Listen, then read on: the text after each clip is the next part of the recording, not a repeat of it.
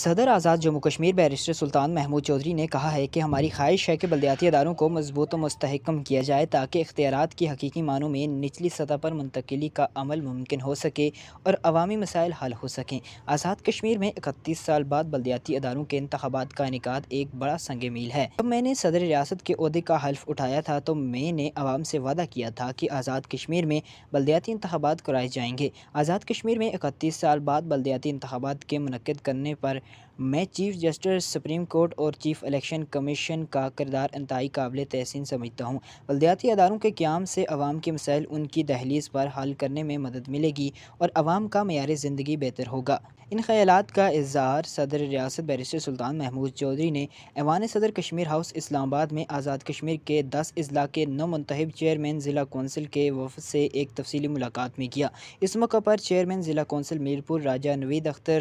گوگا، chairman ضلع council Muzaffar آباد سردار امتیاز Ahmad Abbasi, chairman ضلع کونسل کوٹلی عبدالغفور جاوید، چیئرمین ضلع کونسل پونچھ سردار جاوید شریف، چیئرمین ضلع کونسل سندوتی سردار امجد جاوید، چیئرمین ضلع کونسل بمبر ڈاکٹر یوسف چودھری، چیئرمین ضلع کونسل باغ سردار آصف، چیئرمین ضلع کونسل حویری جاوید اقبال ڈار، چیئرمین ضلع کونسل جینب ویلی طیب منظور کیانی، چیئرمین ضلع کونسل نیلم غلام مجتبیٰ مغل شامل تھے۔ اس موقع پر صدر ریاست آزاد جموں کشمیر بیرسٹر سلطان محمود چودھری نے چیئرمین ضلع کونسلز کے وفد کو یقین دلایا کہ وہ بلدیاتی اداروں کو فنڈز دلوانے کے لیے اپنا بھرپور کردار ادا کریں گے اور اس سلسلے میں حکومت سے بھی فنڈز کی فراہمی کے لیے بات کریں گے۔ صدر آزاد جموں کشمیر بیرسٹر سلطان محمود چودھری نے مزید کہا ہے کہ بلدیاتی اداروں کے قیام میں آنے کے بعد اب آزاد کشمیر میں اختیارات کی نچلی سطح پر منتقلی کا عمل شروع ہو چکا ہے اور عوامی مسائل کے حل کے لیے آپ سب لوگ بربستہ ہو جائیں اور عوامی خدمت کو اپنا شعار بنانے کے لیے اپنی تمام تر توانائیاں بروئے کار لائیں